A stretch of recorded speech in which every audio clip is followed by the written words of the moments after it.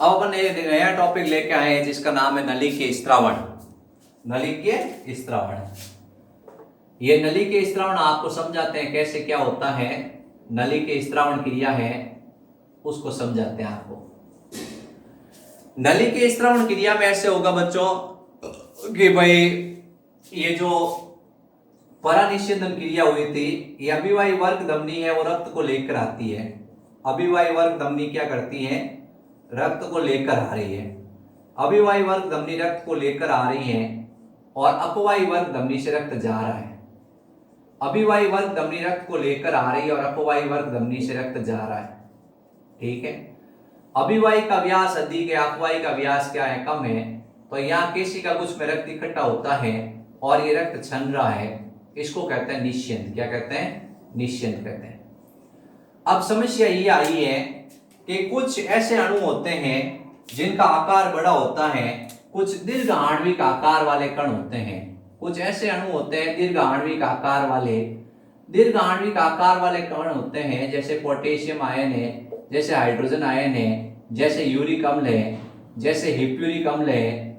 ये नाम याद रखना है बच्चों। जैसे पोटेशियम है, हाइड्रोजन है, यूरिक अम्ल है, हिप्यूरिक अम्ल है, ये जैसे रंगा पदार्थ है, पिगमेंट्स होते हैं। ठीक है, इसी तरह से जैसे अपन कहते हैं कि हिप्यूरिक अम्ल औषधियां हैं, ये सब ऐसे पदार्थ होते हैं जिनका आकार कैसा होता है? बड़ा होता है। मैक्रोमोलिक्यूल्स होते हैं, ये यहाँ से छन नहीं पाते हैं। जैसे ये हाइड्रोजन है, हिप्यूरिक है, पोटेशियम है, ये सब छन नहीं पाते हैं। ये सब रक्त के साथ चले जाते हैं। ये सब कहाँ चले गए? ये सब रक्त के साथ चले गए हैं। ये सब पदार्थ रक्त के साथ चले गए। अब रक्त के साथ चले गए तो अपने टेंशन करने की जरूरत नहीं, अपन इनका इलाज कर देंगे। अब क्या होगा? ये क्या है? बोमेन संपुट है, ये समीपस्थ कुंडली नलिका है। इस तरह से ये समीपस्थ कुंडली नलिका है, ये समीपस्थ कुंडली नलिका। फिर ये हैनले का लूप है, ये हैनले का लूप है, ये दूरस्थ कुंडली नलिका है और ये संग्रह नलिका है। ठीक है, अब ये पदार्थ सब चले गए हैं।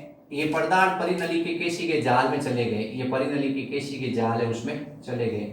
ये वसा रेक्टा में चले गए। ये परिनली के केशी के जाल में चले गए। ये इसके चारों तरफ परिनली के केशी के जाल है उसमें चले गए।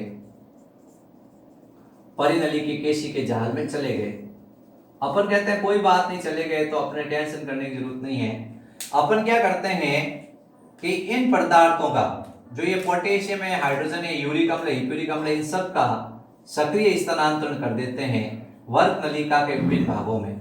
इन सब का सक्रिय स्थानांतरण कर देते हैं वर्ग नलिका के विभिन्न भागों में। इसको कहा जाता है नली के स्त्रावण। बिल्कुल सिंपल है कि ये जो पदार्थ हैं दीर्घ आणविक आकार वाले, इनका परिनली के केशी के जाल से, परिनली के केशी के जाल से, परिनली के केशी के जाल से कहाँ स्थानांतरण कर दिया जाता है? वर्ग नलिका के विभिन्न भागों में कर दिया जाता है। वर्ग नलिका के अलग अलग भागों में इनको लाके डाल दिया जाता है। इसको कहा जाता है सक्रिय अभिगमन द्वारा स्थानांतरण। ये सक्रिय अभिगमन यानी एनर्जी की सहायता से इनका ट्रांसफर कर दिया है, तो अपन इसको कहते हैं नली के स्त्रावण। तो नली के स्त्रावण क्या है? नली के स्त्रावण का मतलब यही है कि अभिवाही वर्ग धमनी उससे रक्त आ रहा था, अपवाही वर्ग धमनी से रक्त जा रहा था। इसका व्यास अधिक था तो सारे पदार्थ छन गए, अपन खुश हो रहे थे। लेकिन कुछ पदार्थ ऐसे जो छन के नहीं आए, दीर्घ आणविक आकार वाले पदार्थ, पोटेशियम है, हाइड्रोजन है, यूरिक अम्ल है, हिप्यूरिक अम्ल है, रंगा पदार्थ छनकर नहीं आए, औषधियां छनके नहीं आई, कोई बात नहीं, छनके नहीं आई। तो ये परिनली के केशी के जाल होता है। परिनली के केशी के जाल, इसके चारों तरफ ये रक्त बह रहा है, इससे ये सब पदार्थ किस में ट्रांसफर कर दिए जाते हैं? सक्रिय अभिगमन द्वारा। पोटेशियम उठाया, ये पोटेशियम उठाया, किस में ट्रांसफर कर दिया? वर्ग नलिका में। ये यूरिक अम्ल उठाया, किस में ट्रांसफर कर दिया? किस में ट्रांसफर कर दिया? ये जैसे हाइड्रोजन उठाया, ट्रांसफर कर दिया, औषधियां उठाई, ट्रांसफर कर दिया। और ये सब पदार्थ शरीर के लिए अनुपयोगी है, ये सब शरीर से बाहर चले जाते हैं। तो इस क्रिया को कहा जाता है नली के स्त्रावण। तो नली के स्त्रावण का मतलब है परिनली के केशी के जाल से सभी पदार्थों का किस में स्थानांतरण किया जाता है? वर्ग नलिका में स्थानांतरण किया जाता है, उसको कहते हैं नली के स्त्रावण।